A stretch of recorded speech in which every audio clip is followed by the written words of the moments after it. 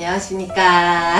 코로나가 심해지면서 안녕하십니까 안녕하신지요 라는 인사가 얼마나 의미 있는 말인지 다시 생각해보게 되는 시간인 것 같습니다. 수도권은 거리두기 3단계 논의가 되고 있고요. 학원은 물론이고 이제 학교와 유치원 모두 온라인으로 전환이 되면서 아이들 교육에 있어서도 많은 고민과 어려움들이 생기고 있죠. 등원과 등교 중지가 결정이 되고 대부분의 학원과 학교가 온라인 수업으로 전환을 했고요. 이제 아이들 교육과 케어에 많은 혼선과 어려움들이 있지만 비대면 수업은 이제 선택이 아닌 필수가 되어버린 것 같습니다. 그런데 이 온라인 수업에 적응하기 어려운 건 사실 금방 익숙해지거든요. 근데 이 정말 큰 문제점은 온라인 수업으로 인해서 아이들이 유튜브라든지 아니면 인터넷에 너무 쉽게 접근하게 되고 노출 시간이나 빈도가 너무 길어지고 많아지는 것이에요. 그래서 오늘의 주제는 우리 아이 독서 교육에 관한 이야기를 나눠보려고 합니다. 코로나19로 시작해가지고 온라인 수업 얘기하다가 갑자기 독서 교육에 관한 얘기를 한다고? 이렇게 생각을 하실 수도 있는데요. 제가 언젠가 어떤 박사님 강의에서 들은 것 같은데 그분이 그러시더라고요. 이제는 현대사회는 어떤 책을 읽느냐에 고민이 아니라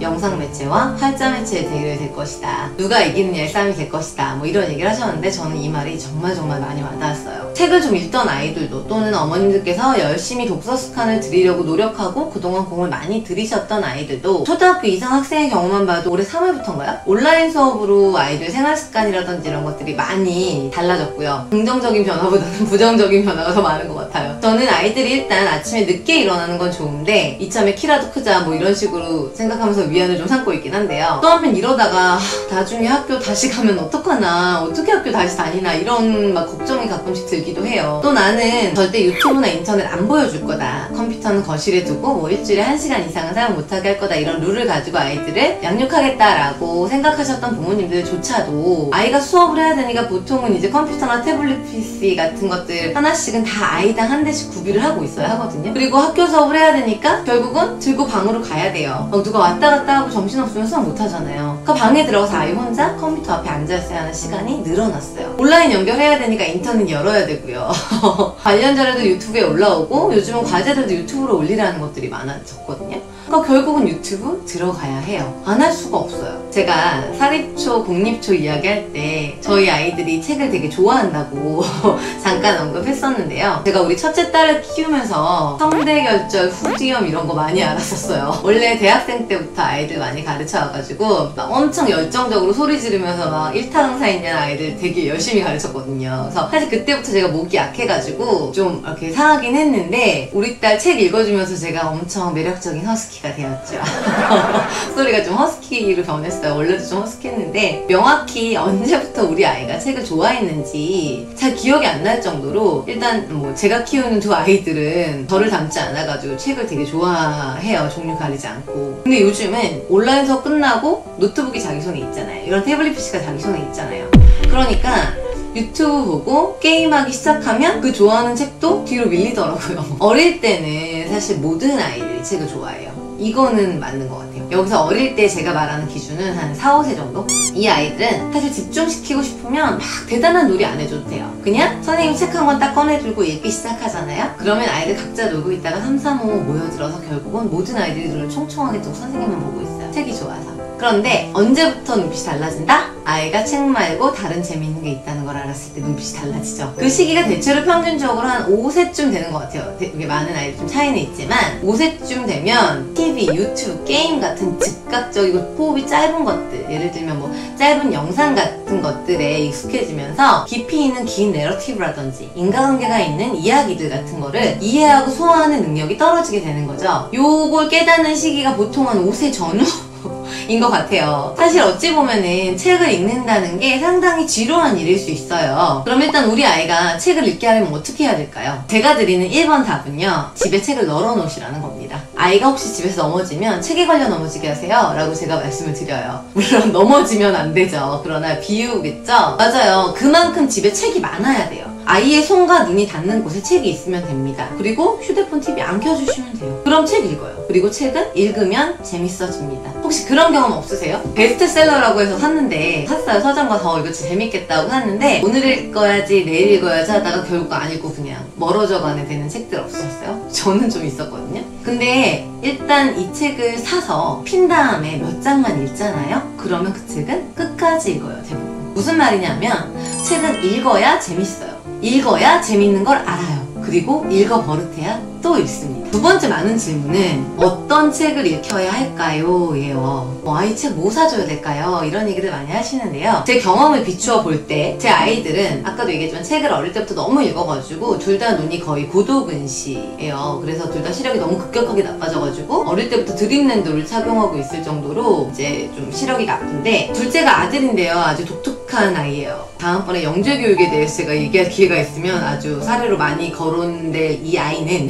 한글을 정말 빨리 읽었고 알파벳도 뭐 대소문자를 돌진하고 거의 색연필 가지고 지가 쓰면서 읽었어요. 둘 다 이렇게 뭐 책도 좋아하고 일단 활자에 대해서 좀 빠르다 보니까 사실 저는 책에 대해서는 어릴 때부터 뭐 읽으면 다 좋지라는 생각을 했었고, 많이 읽으니까 뭐 책의 종류에 대해서도 좀 관대한 편이었거든요. 예를 들면 뭐 만화책 같은 것들도 그냥 좋아하면 읽는 거에 대해서 규제하지 않았어요. 서점에 가서도 아이들이 좋아하는 책들은 거의 다 사줬던 것 같고요. 그러다가 어느 날 아이들이 보니까 계속 만화책만 읽고 있는 거예요. 둘 다. 메이플 스토리, 뭐 마법 천자문, 정글의 법칙, 뭐 이런 책들 되게 많거든요, 마트 가면은. 그런 책들만 집에 너무 많은 거예요. 너무 그런 것만 읽으니까 저도 아무리 그래도 그렇지 좀 걱정이 되긴 되더라고요. 지금은 학교 도서관에 다 기증하고 없는데요. 근데 이제 만화책을 읽다가 또 시간이 지나니까 다른 책들로 넘어가긴 넘어가요. 저희 딸 같은 경우는 3학년이 지나니까 판타지와 고전문학 같은 걸 되게 열심히 읽다가 5학년쯤 되니까 완전히 추리소설에 빠져가지고 뭐 아가스 크리스티 전집을 읽고 또 읽고, 막 요즘은 좀 무서운 추리소설 같은 것도 자꾸 읽어가지고 제가 좀 자제를 시키고 있거든요. 둘째 같은 경우는 보니까 뭐 장르가 없어요. 얘는 뭐 소설부터 넌픽션 쪽 다 좋아하는데 과학을 워낙 좋아하다 보니까 과학 관련 책들은 뭐 만화책부터 시작해서 뭐 백과사전에 이르기까지 되게 광범위하게 읽더라고요. 근데 이제 영어책 같은 경우는 자꾸 그림책만 읽으려고 그래가지고 제가 좀 속이 터집니다.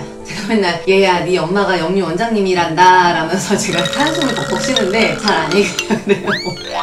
아무튼 그래서 어떤 책을 읽혀야 하나요에 대한 저의 답안은 어릴 때부터 단계에 맞게, 수준에 맞게 좋아하는 책 위주로 읽히면 됩니다 예요. 독서에는 단계가 있는 것 같아요. 조금 유식해져 볼까요? 프리드리히 니체님이 말하셨어요. 독서 위장이 필요하다고. 독서 위장이 뭘까요? 쉽게 말하면은 소화 능력이 필요하다는 거예요. 아무리 좋은 음식이라고 해도 소화할 수 없는 상태에서 먹으면 그 음식이 흡수도 안 되고 오히려 막 몸에 병이 생기게 할 수도 있잖아요. 독서도 마찬가지라는 거예요. 아무리 좋은 명작이든 인문학 책이든 철학책이라고 해도 그걸 소화할 능력이 없는 아이들에게 억지로 책을 읽히게 되면 독서에 대한 반감만 생기고 재미만 더 없어지게 만드는 거예요.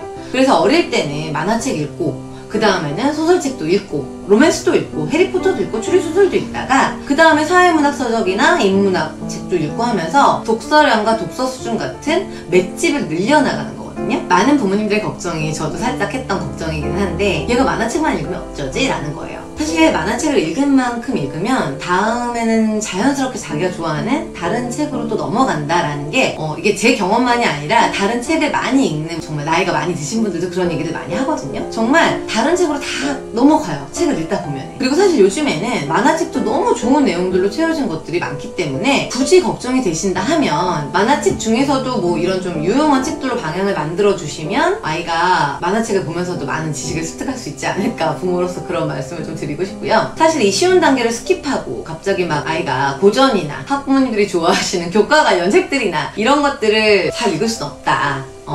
쉬운 단계가 뭐 제가 말씀드린 만화책을 의미하는 건 아닙니다만 아이들이 좋아하는 책들을 말하는 거예요. 아까 초반에 말씀드렸지만 굳이 극단적으로 비유를 하자면 요즘은 만화책과 좋은 책의 대결이 아닙니다. 영상 매체와 활자 매체의 대결이다. 때문에 어떤 책이든 활자를 읽는 것 자체가 중요한 시대가 되었다라고 저는 생각을 합니다. 제가 유튜브를 찍으면서 이런 말씀 드리기는 조금 그렇습니다만은 아이들 교육에 있어서 유튜브는 정말 참으로 유해한 것 같아요. 심지어 활자 중독인가 싶을 만큼 책을 많이 읽는 제 아이들도 유튜브가 더 재밌는 것 같더라고요. 유튜브가 아이들에게 이제 컨텐츠 문제라는 이슈를 제외하고서도 유해하다라고 생각하는 이유는요, 독서 교육과 관련해서 가장 중요한 이유는 이 부분도 아까 잠시 언급을 했는데 아이들이 긴 스토리를 이해하는 능력이나 인과관계를 추론하고 이해하는, 생각하는 능력이 점점 없어져요. 유튜브는 음식에 비유하면 인스턴트 같은 거거든요. 그리고 독서는 슬로우푸드 같은 거예요. 유튜브는 즉각적인 만족과 자극을 줘요. 뭐 게임도 마찬가지고. 근데 독서는 긴 호흡을 가지고 스토리를 이해하고 생각하는 과정이거든요. 있거든요. 그러니까 이 짧고 즉각적인 것들에 맛을 들이게 되면 결코 긴 호흡으로 돌아가기가 힘들어지게 되는 거죠. 집에서 사실 아이들을 돌보는 시간이 길어진 만큼 학부모님들의 육아 부담이 커진 것도 사실입니다. 그런데 이 시간이 비로소 우리가 부모로서 내 아이들을 길게 들여다볼 수 있는 시간이 되기도 했어요. 힘들지만 아이들을 바른 방향으로 다시 끌어올 수 있는 좋은 시간일 수도 있어요. 엄마 아빠가 지치고 힘들 때, 아이와 놀아주는 것도 피곤할 때, 식당에서 밥 먹는데 아이가 시끄럽게 굴 때 우리는 타협이라는 것을 합니다. 전화기 손에 쥐어주고요. TV 틀어주면 사실 그 순간은 편합니다. 그런데 분명 그에 따르는 대가도 있습니다. 복습! 제가 대지만 편에서 아이를 키울 때 아이들 교육에는 뭐가 제일 중요하다고 했죠? 딩동댕 정성. 맞아요, 정성. 사실 반대로 책 읽다가 성대가 결절이 오고 막 책 읽어주다가 자다가 엄마가 먼저 잠들어가지고 막 책 모서리에 머리 찌으면서 그렇게 책을 읽어주시는 시간이 중요해요. 근데 이 시간이 길지 않거든요. 길어야 7, 8살 때까지, 정말 길어야 8살 때까지 정도예요. 이때까지만 독서 습관을 잘 들여주시면 아이들은 이미 책과 많이 친해져서요. 책이 베스트 프렌드가 됩니다. 아이들이 커가면서 느끼는 점 중에 하나는요. 언제까지나 엄마가 또는 아빠가 아이들을 따라다니면서 다 해결해줄 수는 없다는 거예요. 그리고 아이들 속마음도 점점 알 수가 없고요. 아이가 힘들 때 내가 대신 힘들어줄 수도 없는 그 시기가 옵니다. 그런데 그때 내가 대신해줄 수 없을 때 내 자리를 대신해주는 게 유튜브나 게임이 아닌 책이면 얼마나 좋겠습니까? 제 딸아이는 보니까 외롭고 힘들 때 책을 읽더라고요.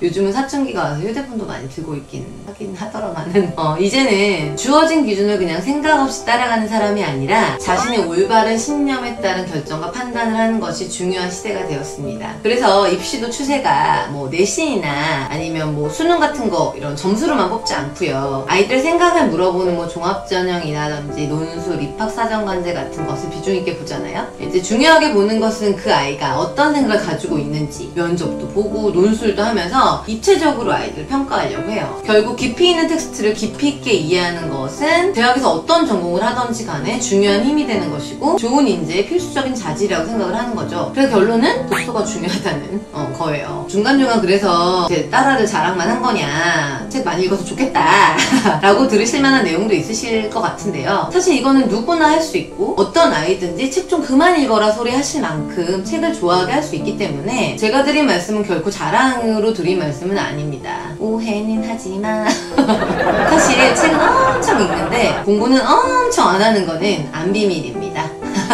언젠간 하겠지 하고 저는 기다리는 중이랍니다. 힘들고 추운 시기입니다. 저도 사실 요즘 힘든 일 많아가지고 얼굴이 헬스케지지 않았습니까?